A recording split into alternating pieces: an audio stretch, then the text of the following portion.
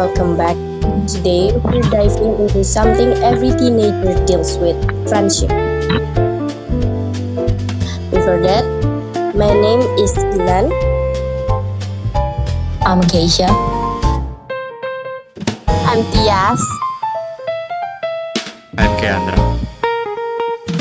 I'm Arya.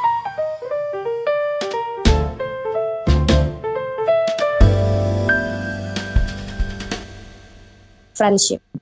The real kind, not the fake matching outfit for Instagram version, but the confusing, honest, beautiful, sometimes painful version. Basically, the part nobody teaches us about. Because we learn how to find the surface area of a cylinder, but nobody teaches us how to deal with a friend who suddenly starts treating you like a stranger. We are here to fill that gap today. So, here's the plan. We are defining what friendship actually is. Then, we are breaking down ideal versus non-ideal friendships. Then, we are doing a reflection, reflection quiz. You might learn something about yourself or your friends. Either way, growth is happening. So, let's start with the big question. What exactly is friendship? Like, when does someone cross the line from person you know to person you can trust? For me, friendship is when you don't have to pretend, you don't have to be the school version of yourself, you don't have to be the perfect version. You can be tired, chaotic, or quiet, and it's okay. Friendship is when you can be vulnerable without feeling cringe. Like when you talk about your feelings and nobody clowns you for it. I think a real friend is someone who sees you clearly, not the highlight reel version. Like, actually sees you, your strengths, your flaws, your annoying habits, and still chooses you. Also, the people who don't get uncomfortable when you success. They want you to win even if they are struggling. That's a friendship. Friends also give you space to grow. Some people get upset when you improve. When you get more confident or start having boundaries, real friends cheer for that. And real friends doesn't need constant communication. There are weeks someone might be busy or mentally drained, and you pick up right where you left. I think some teens confuse that with being close. Like, I need to talk to you every day or else we're drifting. But that's not friendship. That's fear. Friendships can survive distance, change, new schools, new friends, as long as there's trust and communication. And if you are able to celebrate each other's individual lives, not cling to each other because you are scared of losing people, that's maturity. Another part of friendship is safety. Not physical safety, but emotional safety. Friends should be the people you feel safe breaking down around. Not the people you have to mentally prepare for. Not the people who weaponize your insecurities later. Not the people who treat your struggles like entertainment. The point is, real friendship is about feeling valued, respected, and understood, not lonely. And you don't need 100 friends. Having a few who really care is more than enough. And yeah, friends joke around and tease each other, but you should always know the difference between teasing and disrespect. Friendship isn't perfect, but it is safe. Okay, now let's switch gears. When we talk about ideal friendship, we're not talking about perfect people. We're talking about healthy patterns. Ideal friendships looks like effort from both sides, not one person always initiating everything. It's when communication is honest. If someone is upset, they say it. If someone needs space, they say it. There's no mind reading game. Ideal friendship is supportive. If you're struggling mentally or emotionally, your friends don't disappear because helping isn't fun.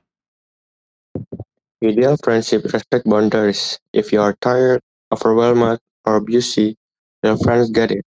They don't guilt trip you. Ideal friendship isn't about always agreeing, it's about resolving disagreement in a respectful way. Imagine having a problem with a friend and actually talking through it without fears. That's rare, but that's ideal. And in ideal friendship, success is shared. When one person wins, the whole friend group wins emotionally. Now, non-ideal friendships. Not automatically bad, but unbalanced, unhealthy, or draining. A non-ideal friendship is when you feel like you're auditioning to be like. Or when your achievement make your friends uncomfortable instead of proud. Or when everything turns into a competition, looks, followers, grades, attention. Or when the friendship only functions when there's drama or gossip. If chaos disappears and suddenly there's nothing to talk about, that's not a bond, that's entertainment. Another non-ideal dynamic is when someone acts differently depending on who's watching. When they are kind one-on-one but acts like they barely know you in public. Or when one friends control the group, who hang out with who can invite someone, who can talk to someone. That's not friendship, that's dictatorship. Some friends group are built on fear. Everyone is nice to the leader because they're scared of becoming the next target. And sometimes people stay in non-ideal friendship because they're scared of being alone. But outgrowing people is normal. Friendship should feel like support, not survival. Just because someone has been in your life as a long time doesn't mean they are good for your life now. You don't have to hate someone to step back from them.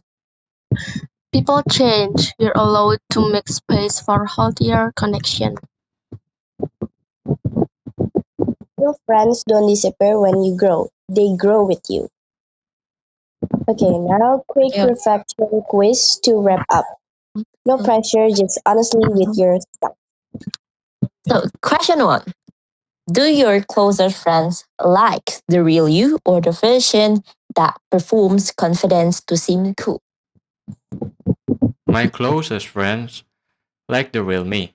The cool confidence is just something I turn on sometimes. At first, people might like the confident version of me, but real friends are the ones who stay when I'm being myself, no performance. If someone likes me when I'm cool, they are not that close. My real friends know who I am without the act. Okay, when something good happens to you, do your friends celebrate or get jealous or distant? When something good happens to me, my closer friends genuinely celebrate with me. They check in, show support, and seem silently happy. But I've also noticed that a few people grow quieter or more distant. Over time, I've learned that not everyone knows how to handle someone else grow, and that's okay. Some friends truly celebrate my wins, while others subtly change when things are going well for me. I don't immediately label it as jealousy, but I do see it as a sign that everyone has a different capacity to share in someone else's success. I've learned that success doesn't just show me what I've achieved, it shows me who truly in my corner.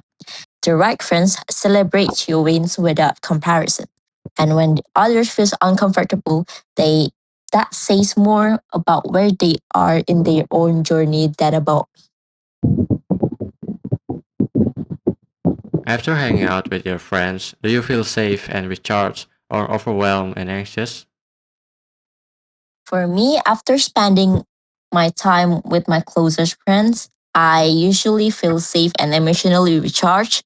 On the other hand, there are moments when being around certain people leave me feeling overwhelmed or anxious, which reminds me to be more mindful about who I gave my energy to. With the right friends, I feel grounded and recharged after we hang out. But when I leave feeling drained or tense, I take that as a sign that the space didn't fully allow me to be myself. I've noticed that the people who truly understand me make me feel calmer and more at ease after spending time together. When I feel anxious afterward, I often reflect unspoken pressure or the need to perform rather than simply exist. That's amazing. You're building something healthy. Friendship is a skill, and it gets better with communication. It might be time to set boundaries, retain the friendships, or protect your emotional energy. Remember, you don't have to be dramatically cut people off. Sometimes distance is enough. You deserve friends who make life easier, not heavier. Friendship isn't always easy, but the right people make life way better. Laugh with your friends, support your friends, and don't be afraid to choose people who choose you back. And if your friendships don't look perfect, that's okay. What matters is effort, respect, and growth, not looking like the perfect squad online. And never forget that friendship skills are learned. You get better with time. Okay, now I want to talk about how friendships start. Tell the weird way you became friends with someone.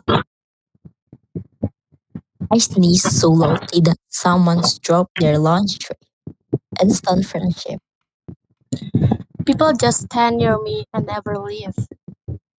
Me and my best friends bond over hating the same teacher. In one shot, the door opened too early for someone 20 meters away, and they had to run lower at me. We have been friends ever since.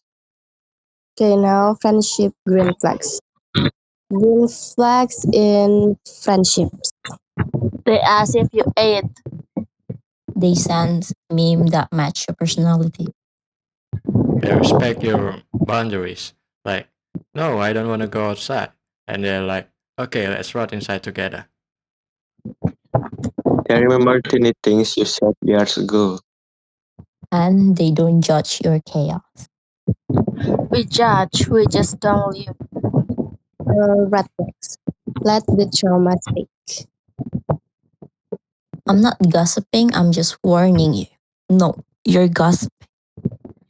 People who one up you, I'm tired. Oh, I haven't slept in 9 weeks and my dog exploded. Friends who guilt trip you for not replying instantly. People who use your insecurity as jokes. Now, let's move on to the story time. My friend asked me to go jogging. 30 seconds in, I collapsed like a Victorian man fainting. They carried me, publicly.